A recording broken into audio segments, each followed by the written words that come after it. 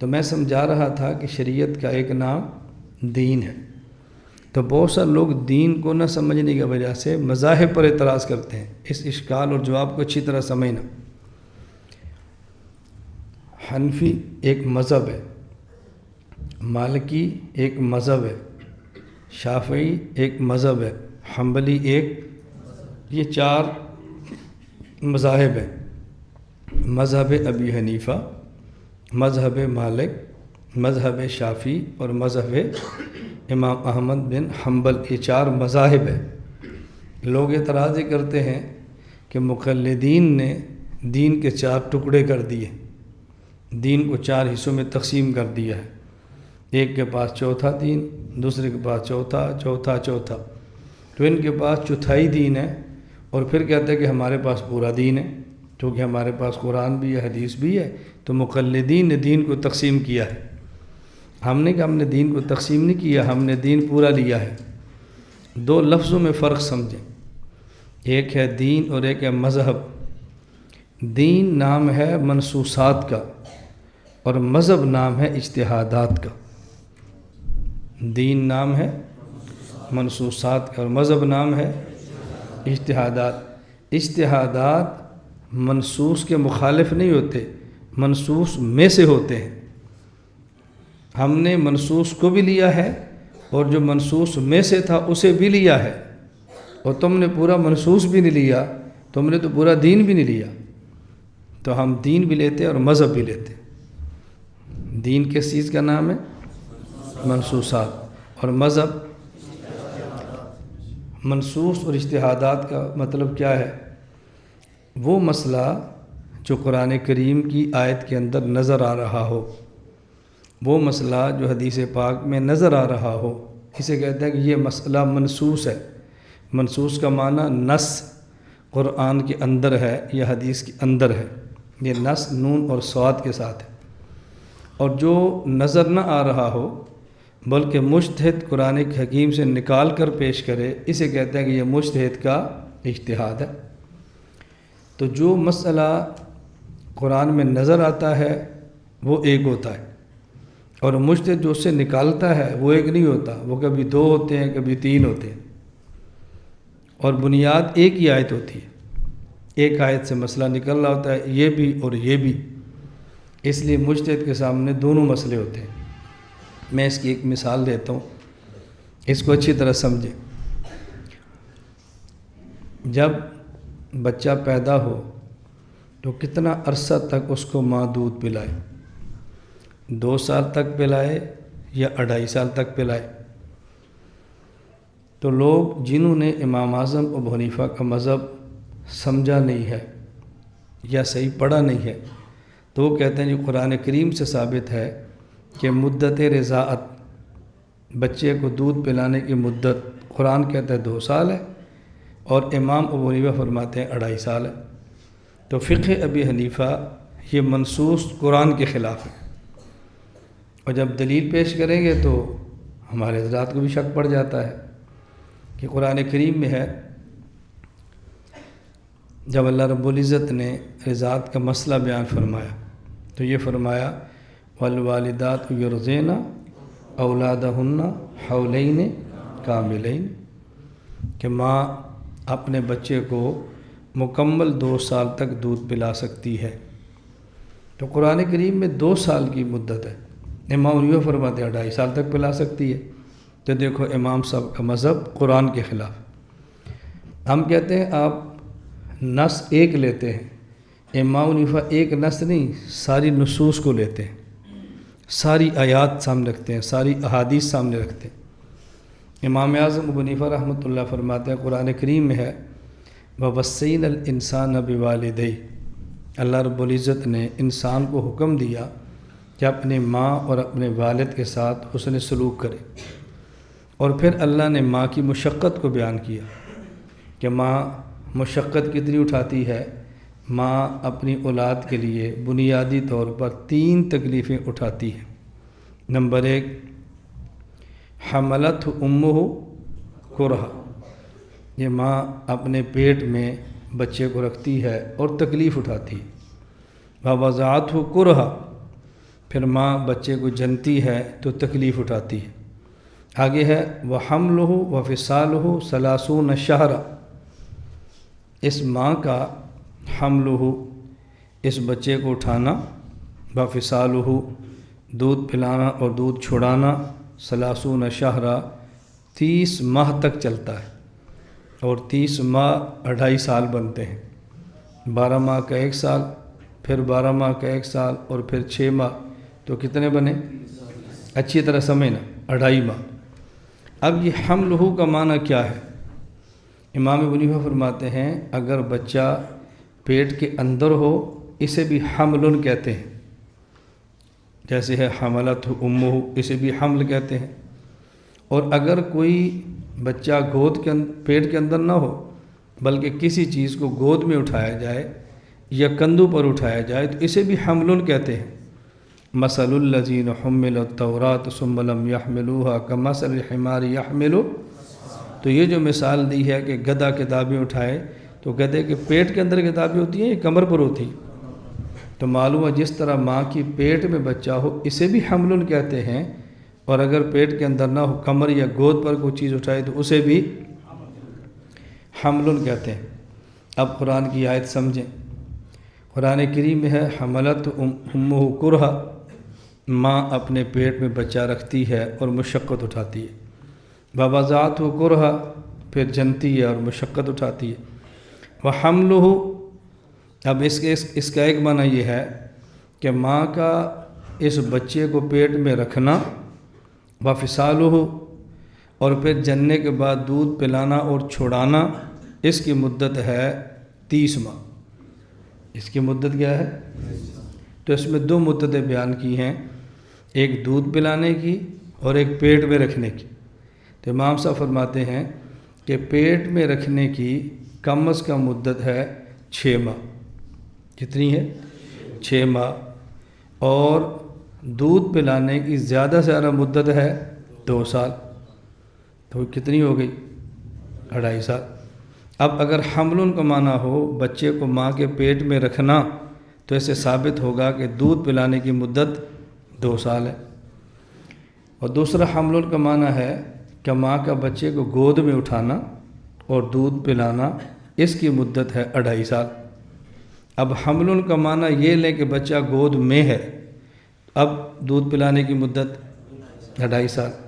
حمل کا معنی یہ لیں کہ بچہ پیٹ کے اندر ہے، اب دودھ پلانے کی مدت، اب معنی کون سا لیں؟ معنی تو دونوں نکل لیں، یہ بھی ہے یہ بھی ہے۔ تو حضرت امام صاحب فرماتے ہیں اس پر ایک قرینہ اور ایک اشارہ موجود ہے کہ بہتر یہ ہے کہ حمل سے مراد لو ماں کا بچے کو گود میں رکھنا۔ کیوں؟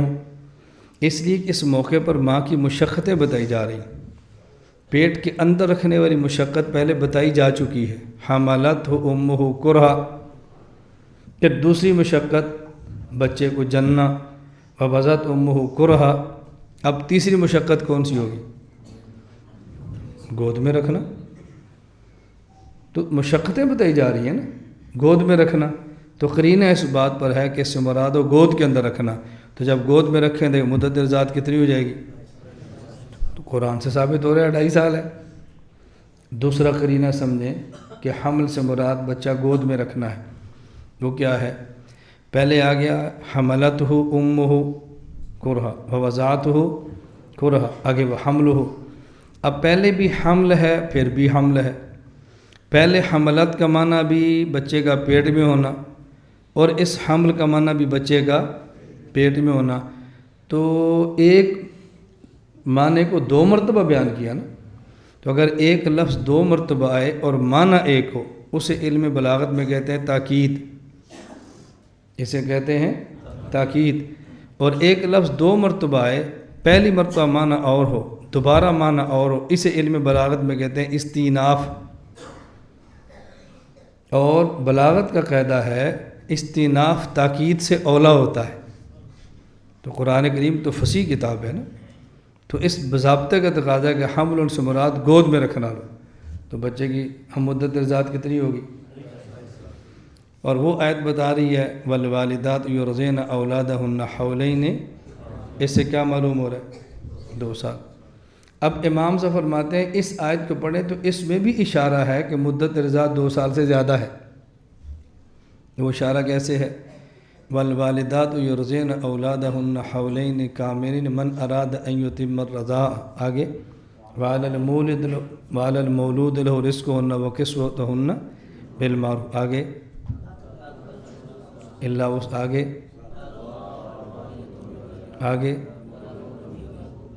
فَإِنْ أَرَادَ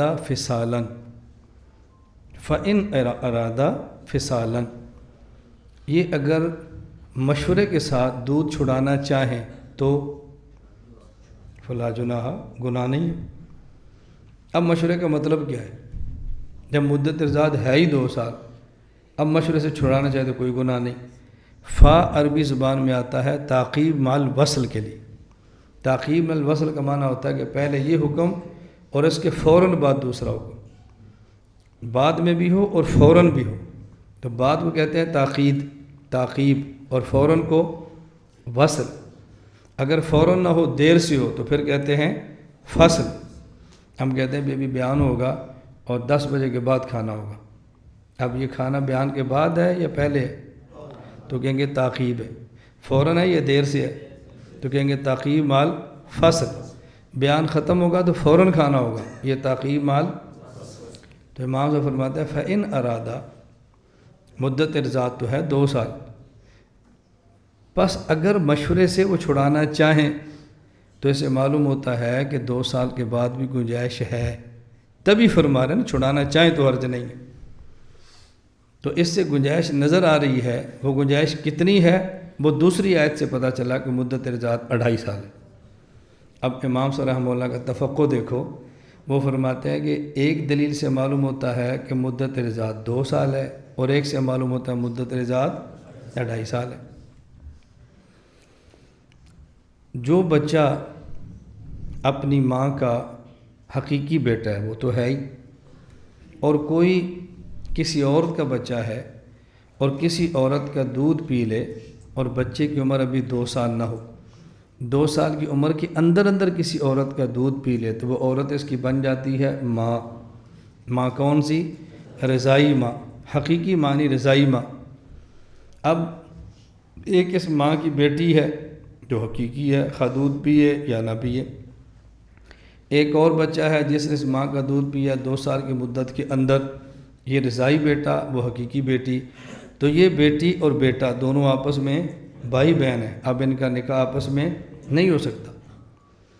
لیکن اگر یہ بچہ دودھ پیے کسی عورت کا 3 سال کی عمر میں، اب اس عورت کی حقیقی بیٹی کا یہ بھائی نہیں ہے، اب نکاح ہو سکتا ہے۔ اب امام صاحب رحمۃ اللہ فرماتے ہیں کہ 2 باتیں سمجھیں۔ ایک دلیل سے معلوم ہوتا ہے کہ مدت رضاعت ہے 2.5 سال، اور ایک سے معلوم ہوتا ہے مدت رضاعت ہے 2 سال۔ لہٰذا اگر کوئی بندہ آپ سے پوچھے کہ بچہ کتنی عمر تک کسی عورت کا دودھ پی سکتا ہے تو آپ نے جواب دینا ہے 2 سال۔ مدت رضاعت کتنی ہے؟ اور اگر کوئی یہ مسئلہ پوچھے کہ کتنی عمر تک کوئی بچہ کسی ماں کا دودھ پیے تو اسی ماں کی حقیقی بیٹی کے ساتھ اس کا نکاح نہیں ہوتا، تو پھر جواب دینا ہے 2.5 سال۔ پھر کیا جواب دینا ہے؟ 2.5 سال۔ مدت رضاعت تو 2 سال ہے، مدت رضاعت 2 سال ہے، لیکن جس سے حرمت ثابت ہوتی ہے بالرضاعت، مدت حرمت بالرضاعت یہ کہنی ہے 2.5 سال، اور مدت رضاعت کہنی ہے 2 سال۔ تو امام صاحب نے دونوں مسئلے جمع کر لیے۔ کیوں؟ اگر آپ یہ کہیں گے کہ 2.5 سال کے اندر اس نے دودھ پیا اور یہ رضائی بیٹا نہیں بنتا، تو دوسری آیت سے ثابت ہو رہا ہے کہ مدت رضاعت 2.5 سال ہو سکتی ہے، تو ہو سکتا ہے مدت رضاعت 2.5 سال ہو۔ اس لیے جو حرمت مسارت بالرضاعت کی بات کرنی ہے وہاں 2.5 سال کہنا، اور مدت رضاعت کی بات کرنی ہے تو 2 سال کہنا۔ امام صاحب نے اس آیت کو بھی لیا ہے، اس کو بھی لیا ہے، دونوں کو جمع کیا ہے، اسے کہتے ہیں تفقہ ابی حنیفہ۔ بات سمجھ آئی؟ اب دیکھو امام سے فقہ انہوں نہیں سمجھ آیا تو اعتراض کیا، اور ہمیں نہیں سمجھ آیا ہم منہ اٹھا کے کھڑے۔ مرکز اہل سنت کا کمال یہ ہے ہم ایسے شبہات کو صاف کر کے مسلک ابی حنیفہ کو کھلا بیان کرتے ہیں۔ اس لیے ہم کہتے ہیں ہمیں مسلک ابی حنیفہ پر شرح صدر، ہم اندھے مقلد نہیں ہیں، ہم آنکھوں والے مقلد ہیں۔ یہ جو ہم کہتے ہیں نا ہم اندھے مقلد ہیں، ہم مقلد ہیں لیکن اندھے نہیں ہیں، آنکھوں والے مقلد ہیں، دیکھ بھال کے مقلد ہوئے ہیں۔ اس جیسا کوئی شخص دنیا میں ہے تو ہمیں لا کر دکھاؤ، ایسا شخص دنیا میں ہے تو کو لا کر دکھاؤ نا، ہمیں بھی دکھاؤ کہ دنیا میں ایسا شخص موجود ہے۔ اللہ ہمیں یہ بات سمجھنے کی توفیق عطا فرمائے۔ حضرت امام اعظم ابو حنیفہ رحمہ اللہ تعالی پر 3 دن پہلے سیالکوٹ میرا بیان تھا ختم نبوت پہ، اس کا عنوان تو یہ نہیں تھا، لیکن میں نے ایک بات کی کہ وہاں مسئلہ چل رہا تھا ختم نبوت کا، تو میں نے ایک وہاں دلیل بیان کی مرزے کے نبی نہ ہونے پر۔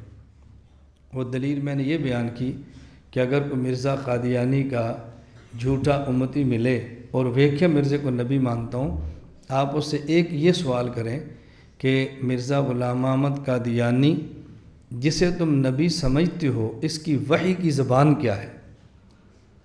وحی کی زبان کیا ہے؟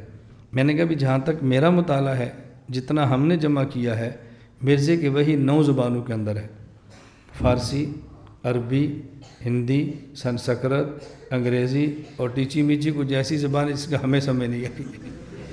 کتنی زبانیں؟ 9۔ اور قرآن کریم میں وَمَا أَرْسَلْنَا مِن رَّسُولٍ إِلَّا بِلِسَانِ قَوْمِ، اللہ جب بھی کسی شخص کو رسول اور نبی بنا کے بھیجتے ہیں تو نبی اور رسول کی وحی کی زبان وہ ہوتی ہے جو اس نبی کی قوم کی زبان ہوتی ہے، نبی کی امت کی زبان نہیں، نبی کی قوم۔ ایک نبی کی قوم ہے، ایک نبی کی امت ہے۔ عرب یہ نبی کی قوم ہے، اور عرب و عجم یہ نبی کی امت ہے۔ تو ہمارے پیغمبر کی وحی کی زبان کیا ہے؟ عربی۔ میں نے کہا پوچھو مرزے کی وحی کی زبان کیا ہے؟ کہتے ہیں جی 9۔ تو ہم پوچھتے ہیں اس کی 9 قومیں ہیں، یہ ایک قوم ہے؟ بندہ ایک ہو اور قوم ایک ہو، یہ ہوتا ہے حلال زادہ۔ بندہ ایک ہو اور قومیں 9 ہوں، یہ ہوتا ہے حرام زادہ۔ میں نے کہا اگر اس کی 9 قومیں ہیں تو حرام زادہ ہے، اور اگر اس کی ایک ہی قوم ہے جو مرزا تھی تو پھر باقی 8 زبانوں میں وحی کیسے آ گئی؟ وحی کا تو ضابطہ ہے کہ نبی کی قوم کی زبان کے اندر ہوتی ہے۔ تو یہ میں نے ایک دلیل سمجھائی، اس پر میں نے کہا کہ نقطہ ذہن میں رکھیں، ہمارے پیغمبر صلی اللہ علیہ وسلم کی زبان ہے عربی، ہمارے پیغمبر ہیں عرب، اور ہمارے امام ابو حنیفہ ہیں فارسی و نسل عجم۔ تو لوگ کہتے ہیں پیغمبر عربی ہے تو امام عربی کیوں نہیں؟ میں کہتا ہوں بڑی جرأت، دلیری اور دلیل کی طاقت کے ساتھ کہ سب سے پہلا مجتہد جس کی امت میں تقلید عام ہو وہ عرب نہیں چاہیے، وہ عجم چاہیے۔ عرب نہیں چاہیے، وہ عجم چاہیے۔ کیوں؟ ہمارے نبی عرب کے لیے ہیں، ہمارے نبی عجم کے لیے ہیں، صرف عرب کے لیے نہیں، عرب و عجم کے لیے۔ ہم اجمی ہیں، ہمارے نبی کی زبان عربی ہے، تو دین کیسے سمجھیں گے؟ اس لیے امام ایسا چاہیے جو ہو اجمی اور عربی سمجھتا ہو اجمی اور عربی سمجھتا ہو، عربی نبی کی عربی سمجھتا رہے اور اجمی امت کو سمجھاتا رہے۔ تو امام تو چاہیے اجمی، اور ہم شرمندہ ہوتے ہیں وہ جی ہمارا امام اجمی کیوں ہے؟ بھئی چاہیے ہی اجمی۔ ہم تو دلیل کے ساتھ کھڑے ہیں کہ امام کون سا چاہیے؟ اجمی۔ پھر میں نے وہاں نے کہا وہ جی تمہارا امام کہاں؟ میں نے کہا کوفہ۔ مکہ مدینہ کیوں نہیں؟ ہم نے کہا امام ہونا ہی کوفہ میں چاہیے۔ کیوں؟ مکہ عرب میں ہے، مدینہ عرب میں ہے، اور کوفہ عرب ختم ہوتا ہے، عجم شروع ہوتا ہے، عرب و عجم کے سنگم پہ ہے۔ امام ایسی جگہ پہ چاہیے ادھر سے لے ادھر دے، عرب سے لے عجم کو دے، وہ سنگم پر ہونا چاہیے، نہ عرب میں ہو نہ عجم میں ہو، سنگم پر ہو، اور سنگم پر سب سے پہلا مجتہد امام اعظم ابو حنیفہ ہے۔ اور یہ سنگم بھی ایسا جو امام صاحب نے خود نہیں بنایا، امیر المومنین حضرت عمر نے بنایا ہے، امیر عمر نے بنایا ہے۔ سنگم وہ بنا گئے ہیں، کھڑا امام ابو حنیفہ ہو گیا ہے، اور آج پوری دنیا کو سراب کر کے رکھ دی۔ میں نے اس لیے گزارش کی کہ ہم اندھے مقلد نہیں ہیں، ہماری بہترین آنکھیں ہیں، اور اللہ کا شکر ہے کہ ابھی تک تو چشمہ بھی نہیں لگا۔ اللہ آئندہ بھی محفوظ رکھے، اللہ کا بہت کرم ہے۔ تو آپ اندھے مقلد ہیں یا دیکھنے والے؟ دیکھ بھال کے مقلد ہیں۔ اللہ کا بہت بڑا کرم، اللہ کا بہت بڑا شکر ہے۔ بس ہم مقلد ہیں کیوں؟ ہمارے پاس دلیل نہیں ہے، امام صاحب کی دلیل سمجھ لیتے ہیں، اجتہاد نہیں کر سکتے، مجتہد کی بات کو سمجھ لیتے ہیں۔ تو ایک ہے دین اور ایک ہے مذہب۔ دین منصوصات اور مذہب بولو اجتہادات۔ تو ہم کہتے ہیں کہ تم یہ نہ کرو کہ 4 دین ہیں، یہ کہو 4 مذاہب ہیں۔ آج تک آپ میں سے کسی شخص نے دنیا کی کسی کتاب میں نہیں پڑھا ہوگا، یہ میں تحدی اور چیلنج کے ساتھ کہتا ہوں، اہل حق کی کتاب میں کہ دین 4 ہیں، دین ابو حنیفہ، دین مالک، دین شافعی، دین احمد، کبھی نہیں پڑھیں گے۔